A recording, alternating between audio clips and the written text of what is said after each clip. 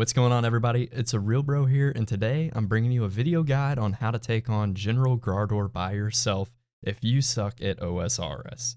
Now, I don't want to spend any time talking about how to get there, hard requirements, or anything like that, because the wiki exists for a reason. I will say that I would not attempt this unless you're rocking base 85s or higher in your melee combat stats. Because if you're not rocking base 85s, General Graardor is going to hit you like a 1997 Isuzu Hombre, and you're going to feel it.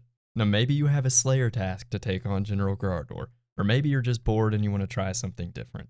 I generally would recommend, if you're trying to take on General Graardor for profit, it's really not worth it to do it by yourself.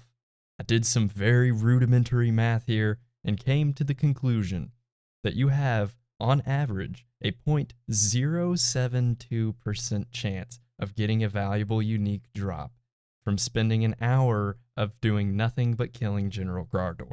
But hey, maybe you're bored, maybe you want to switch it up, try something different. Who knows? You do you. Hey, maybe you'll get lucky and get the pet on your first kill. Maybe you'll get extra lucky and get back-to-back Tacits drops. Hey, this is basically a lottery game. But enough of that math nonsense. Let's talk about the gear that you should be using. And again, I want to reiterate that this is if you suck at OSRS, so I'm really going to try my best not to recommend anything that costs an excessive amount of money.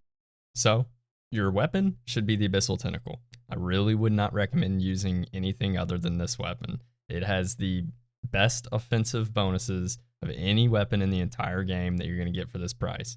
And even though it does degrade, it is still worth it for that extra slash and strength bonus that you get over the Abyssal Whip.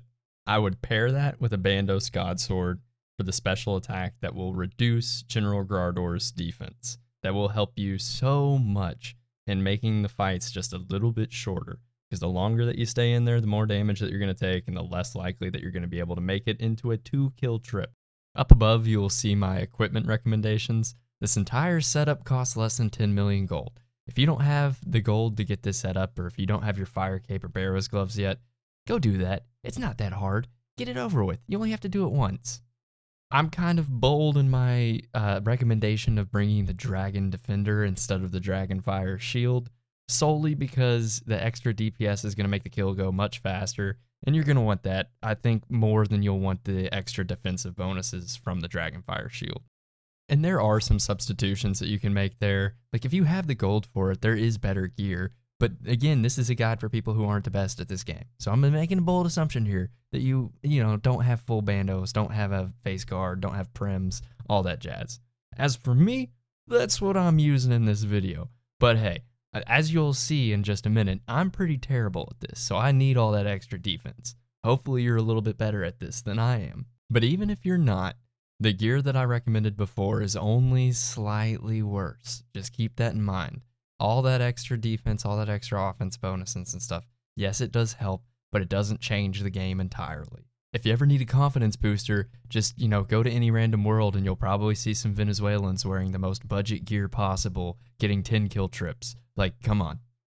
As for your inventory, I have personally tested like at least 6 different inventory setups, and I have found only one that allows me to consistently get 2 or better kill trips. And that is to bring 1 super combat potion, 2 prayer potions. The rest of your inventory should be filled with anglerfish and karambwans, or some other high healing food. Sea turtles, manta rays, sharks even, something like that. Bones to peaches tablets, and then a teleportation method to get there. I like to bring my rune pouch because with law runes, dust runes, and steam runes, you have access to literally every teleport except Kurind, and it only takes up 1 inventory space. Oh, and it's cheaper than using tablets, because I'm all about that cheap life. Another little pro tip for you, if you put your Godsword on as your main weapon and just kill the goblins, you can usually one-hit them, and that'll also leave you a space open to pick up one of the hammers that they drop, because you will need a hammer to get into the Bandos Godsword's dungeon boss room. Now, the reason why I wouldn't bring Saradomin Brews and Super Restores is, and again, I've done this myself a few different times while I was making this video, just to figure out what was the best to use. And the time that it takes to sip the Saradomin Brews and the fact that you get brewed down and have to use another dose of super combat potion, it just adds time to it. You're going to be taking more hits from the minions and Graardor himself, and just in general, it's really not worth it if you're trying to make an extended, i.e. more than one kill trip. Okie dokie. It is time to talk about the fight itself. It's really not that complicated, but if you're not that good at this game, it is very difficult. Not because of the mechanics or anything like that, but just because of the fact that you're going to be taking a lot of damage almost constantly, and most of it you can't block. And again, once you get better at the game, there are methods where you can flick to block almost all of the damage. Prayer flick, that is.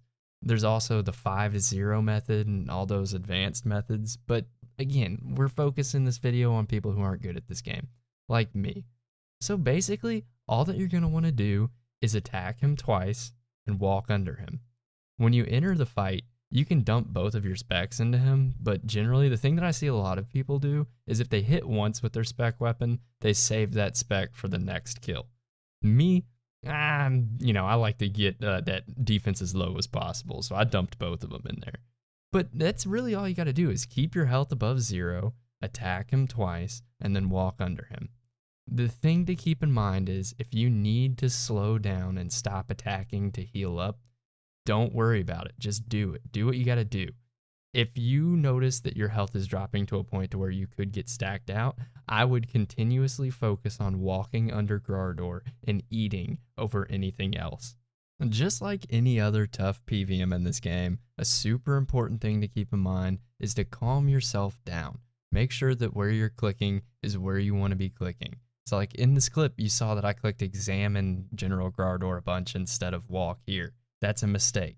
The reason why I wanted to throw this clip in here is because, as you'll see, once I kill this minion right here, I got my first God Wars dungeon unique.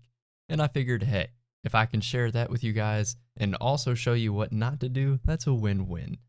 Now, once you've killed the boss, you're going to want to kill the minions as fast as possible. I flicked piety to get it done. My prayer was running out. Again, this wasn't the best example of a clip, but I wanted to flex that God Sword shard that I got, so here it is. Once you're done with that first kill, to recharge your prayer, use the altar in the room. Do not sip your prayer potions. That's a waste of money.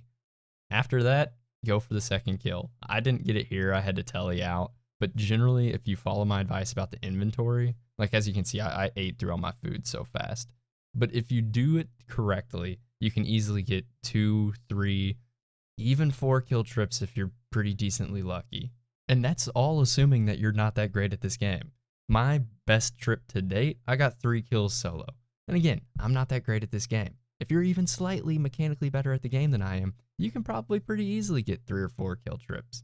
But the main thing that I want to have everybody take from this video is that this is not super duper hard content to do by yourself. If I can do it, you can do it. And if you want to take on General Graardor and you don't have a few buddies that are willing to do it with you, whatever, just do it by yourself. Yeah, it's going to take a while, and yeah, you have a pretty low chance of making a decent profit. But hey, this is OSRS. It doesn't have to be efficiency-scape. It can also be fun-scape. But that's where I'm going to wrap the video up. There's really not that much more that I can say about this boss. It's not that mechanically challenging. It's just something that you got to get in there and do. Just go after it. If you guys have any other tips, any comments that you want to leave, feedback that you have for me, feel free to post it below. One thing that I like to do whenever I'm watching OSRS videos on YouTube is I like to read what other people are saying. Sometimes the real advice is in the comments. And if you've made it this far, I'm going to egregiously ask you to be a bro and click the like button and subscribe to my channel. A little goal of mine is to get 100 subscribers before the end of the year. And if you do subscribe, then you'll be a real bro too.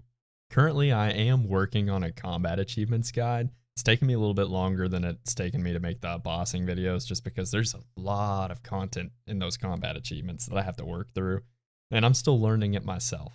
But as I go, I'm making clips, I'm making notes, I'm learning how to do different things. I'm planning on doing it in tiers, starting with the hard tier. Really don't want to spend any time doing the easier medium combat achievements because, well, those aren't that difficult. I've also got kind of a podcasty type vibe videos series that I'm working on. I'm calling it Story Time with a Real Bro. It's basically just clips of me doing stuff in RuneScape while I talk about random things that have happened to me in my life. that's something that you're interested in seeing, it's kind of got like an ASMR type vibe to it. There's some funny things in there, some shocking things. Let me know. Anywho, have a good one.